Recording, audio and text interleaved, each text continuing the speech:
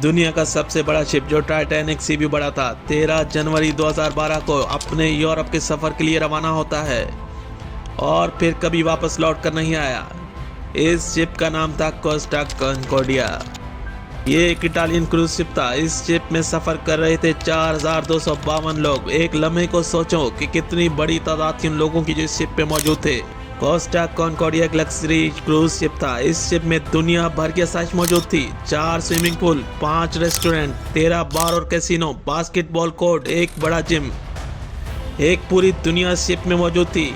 इस शिप की पहली मंजिल थी इटली का शहर सोवाना, जहां पहुंचने में लगभग 1 दिन लगता है। लेकिन सफर के 2.5 घंटे बाद शिप में एक जोरदार धमाका सुनाई देता है और फिर अचानक पूरे शिप की लाइट्स ऑफ हो जाती हैं और शिप एक तरफ को झुकने लगता है। ये वक्त था रात का 9:45। ये वो वक्त था जब शिप के अंदर कुछ लोग सो रहे थे और कुछ लोग डिनर में मसरूफ थे। धमाका इतना जोरदार था कि सोते हुए लोग घबरा कर उठ गए और जो लोग डिनर कर रहे थे इनके टेबल के खाने के बर्तन खिसक कर नीचे गिर रहे थे।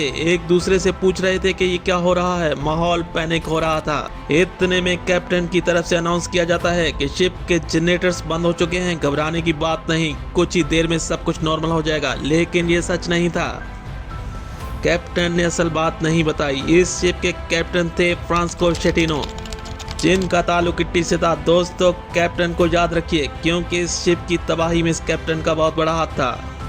अपने सफर के 2.5 घंटे बाद कैप्टन शेटिनो ने शिप की डायरेक्शन को चेंज कर दिया था। अब शिप इग्लू आइलैंड के पास से गुजर रहा था। कैप्टन ने ऐसा क्यों किया? क्योंकि कैप्टन शेटिनो ये चाहते थे कि इनका दोस्त जो आइलैंड पर मौजूद है इस शिप का नज़ारा करे। इस दौरान कैप्टन शेटिनो ने अपने दोस्त को कॉल भी की थी और इस शिप को आइलैंड के पास से गुजारा था। लेकिन बदकिस्मती से उस वक्त इसका दोस्त इस आइलैंड पर मौजूद नहीं था। कैप्टन शेटिनो इस शिप को आइलैंड के बहुत ही करीब से गुजार रहे थे, जहां पानी इतना गहरा नहीं था और समुंदर की तह में बड़े बड़े पत्थर मौजूद थे।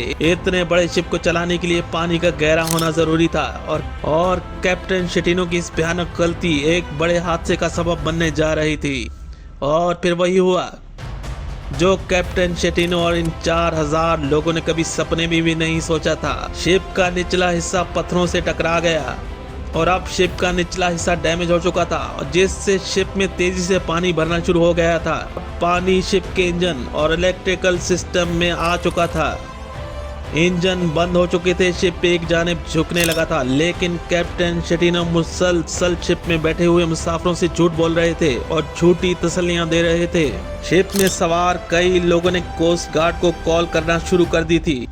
अब ये शिप आइलैंड के 150 मीटर दूर शिप पानी में मौजूद खड़ा हुआ था। समुंदर में मुकम्मल अंधेरा था। शिप के अंदर भी कोई लाइट नहीं थी। शिप में मौजूद इंजीनियर शिप के इंजन को चेक कर रहे थे, लेकिन इंजीनियर्स ने देखा कि हर तरफ मुकम्मल पानी था और इंजन पानी में डूब चुका था। रात के 10:48 हो चुके थे। अब कैप्टन ने दोबारा अनाउंस किया और कैप्टन ने कहा कि अब हमें ये शिप छोड़ना होगा और तमाम मुसाफिरों को सेफ्टी बोट में सवार होना होगा।